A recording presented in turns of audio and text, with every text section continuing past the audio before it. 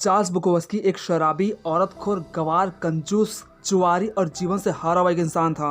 दरअसल वो राइटर बनना चाहता था, लेकिन पब्लिशर्स उसके काम को ठुकरा देते थे। वो इसके काम को अश्लील, बदतर और बकवास बताते थे। लेकिन वो हार ना मानते हुए कई सालों तक नॉवेल ही लिखता रहा और पब्लिशर के पास जाता रहा, लेकिन हर ना उसे निराशा और हताशा में डुबाती चली गई और इसीलिए वो शराबी और औरतखोर बन गया।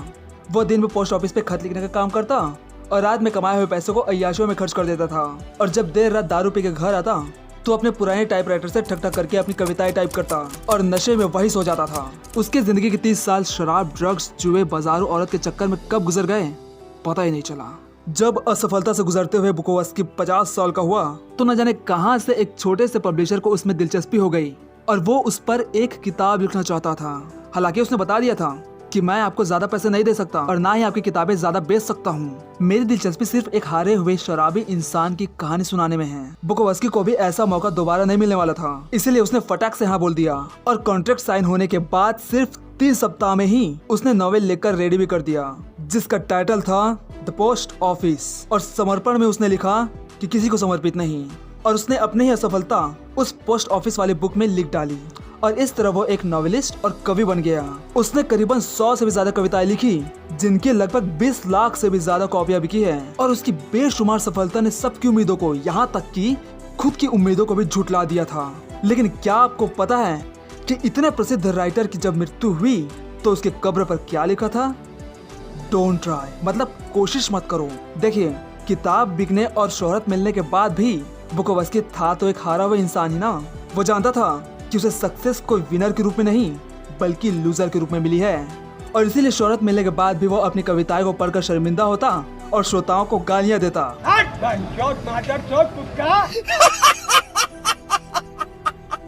भाई, आज का हमारा माहौल रियलिटी को छोड़कर पॉजिटिविटी पर पागलों की तरह जोर दे रहा है। मतलब ज्यादा खुश बनो, अच्छा ज्यादा स्वस्थ बनो, बेस्ट बनो, दूसरों से बेहतर बनो, इतने ज्यादा स्मार्ट, तेज, रईस, सेक्सी और प्रोडक्टिव बनो कि दुनिया आपसे ईर्ष्या करे और सिर झुकाकर कहे क्या बना, तुसी ग्रेट हो, तोफू कबूल करो। मतलब एकदम अमेजिंग रहो और सुबह उठकर एक सुनहरे दिन की कल्पना करो, फिर अपने लाइफ पार्टनर को जी भर के प्यार करो। इसके बाद अपने प्यार से बच्चे को गुड बाय कहकर अपने आलिशान हेलीकॉप्टर में बैठो और अपने सुपर आलिशान ऑफिस में पहुंचो, जहां धमाल के काम करते हुए आप इस दुनिया को एक न एक दिन तो डूबने से बचा ही लोगे। लेकिन आपने एक चीज नोटिस किया कि ये जितनी भी पॉजिटिविटी की बातें होती है, ये सब उन्हीं के बारे में होती है जिनकी हमारे पास कमी होती है। इनका मुख्य फोकस इस बात पर होता है कि हमारे पास क्या नहीं है। लाइक आप पैसा बनाने का सबसे बेस्ट तरीका सीखते हो, क्यों? क्योंकि आपको लगता है कि आपके पास पैसे की कमी है। आप शीशे के सामने खड़े होकर बार बार दोहराते हो कि आप खूबसूरत हो, क्यों? क्योंकि आपको पहले से पता है कि आप खूबसूरत नहीं हैं। आप डेटिंग और रिलेशनशिप से रिलेटेड वीडियोस देखते हैं, क्यों? क्योंकि आपको लगता है कि आपको कोई प्यार नहीं करता।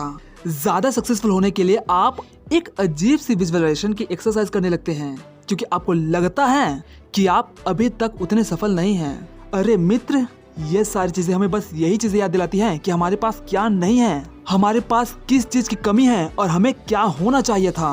अरे मेरे प्यारे भोंदू, किसी खुशहाल आदमी को आईने के सामने खड़े होकर ये कहने की जरूरत नहीं है कि वो खुश है, समझे?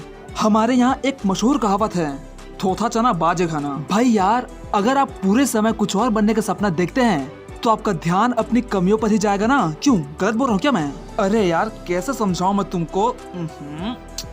हाँ सुनो, इस यूनिवर्स की हर एक चीज आपको ये भरोसा दिलाना चाहती है कि एक अच्छी जिंदगी एक बढ़िया नौकरी में है, महंगी गाड़ी में है, सेक्सी गर्लफ्रेंड में है, बच्चों के साथ पूल में मस्ती करने में है, नए नए गैजेट्स खरीदने में है। क्यों मित्र, मैं कुछ गलत तो नहीं बोल रहा हूँ ना? इन सारी चीजों से लोग तय करते हैं ना कि आप सक्सेसफुल हैं या नहीं। भाई, ये कुछ और नहीं बल्कि बिजनेस स्ट्रैटेजी है, और इसीलिए ही हर एक इंसान आपके अटेंशन का भूखा होता है। इसीलिए मित्र, आपको यह समझना पड़ेगा कि असली दुनिया और नकली दुनिया में क्या अंतर होता है, वरना आप अपनी पूरी जिंदगी खुशी और संतुष्टि की मृत तृष्णा का पीछा करने में ही निकाल देंगे। कुछ ज्यादा श्रोते बोल दिया क्या? नहीं।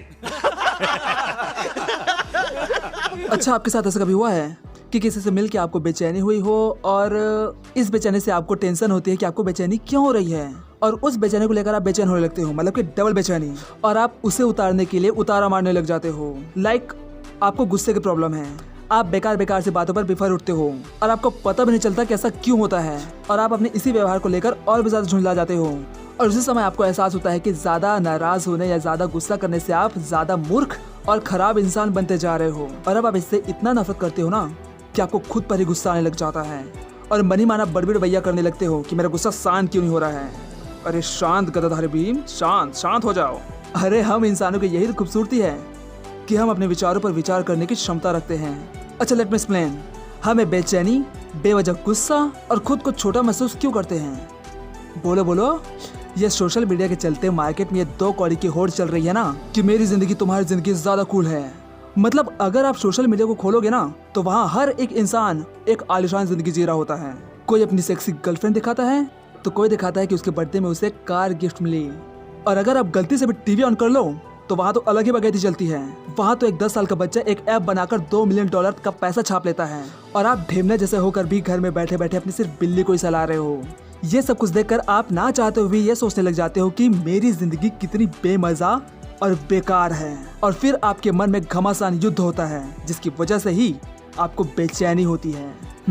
और इसीलिए ही तो चार्ल्स बुकोवस्की ने कहा है कि कोशिश मत करो। अब ये वर्ड सुनते ही आप दमादम क्वेश्चन करना शुरू कर दोगे कि भाई मैं अब आलिशान घर और कार का क्या करूं जिसके लिए मैं सालों से फंड जमा करते आ रहा हूं, हाँ? और बीच बॉडी का क्या जिसके लिए मैंने कितने दिनों तक अपने आप को भूखा मारा, और फिर जिम पर भी तो मैंने अच्छा खासा पैसा भूखा है, उसका क्या? अबे तुम्हारे चक्कर में रहूंगा ना तो ना ही घर का रहूंगा और ना ही घाट का। ये तो बता सोसाइटी मेरे बारे में क्या सोचेगी? बड़े आए कोशिश मत करो हैं। मुझे बहुत खुशी हो रही है कि तुमने ये क्वेश्चन मुझसे पूछा, लेकिन आपने कभी गौर किया है कि जब भी आप किसी चीज को लेकर बेपरवाह हो जाते हैं तो उसे ज्यादा बेहतर तरीके से कर गुजरते हैं? क्या ऐसा नहीं होता कि सफलता के लिए जो आदमी सबसे कम मेहनत करता है वही वास्तव में सफल हो जाता है? इसके पीछे की थ्योरी क्या है? आपने कभी बैकवर्ड लॉ का नाम सुना है? ये एक ऐसा सिद्धांत है जो उल्टी दिशा में कार्य करता है। मतलब अगर आप पॉजिटिविटी की चाह रखते हो तो आपको सिर्फ और सिर्फ नेगेटिविटी मिलती है, और अगर आप अपनी नेगेटिविटी को एक्सेप्ट कर लेते हो तो वहाँ से आप में पॉजिटिव एनर्जी उत्पन्न हो जाती है। इसीलिए किसी भी तरह का टेंशन, किसी भी तरह का लोड मत लो। अब आपके मन में यह सवाल आ रहा होगा कि ये लोड ना लेने का मतलब क्या है? इसको हम 3 पॉइंट में समझेंगे। सबसे पहला, लोड ना लेने का मतलब ये नहीं है कि एकदम आप विरक्त हो जाओ और जोगी बाबा बनकर संन्यास ले लो। लाइक कल को आपकी मॉम को कोई आपका रिलेटिव लाखों का चूना लगाकर भाग जाए तो आप क्या करोगे? ये बोलोगे, Mom, take a chill pill. अबे मम्मी को धोखा दिया है। मैं तो बोलता हूँ ये लो अजीब से दिखने वाले जानवर, ढूंढ डाल सबको। माता जी को धोखा दिया, तुम्हारी तो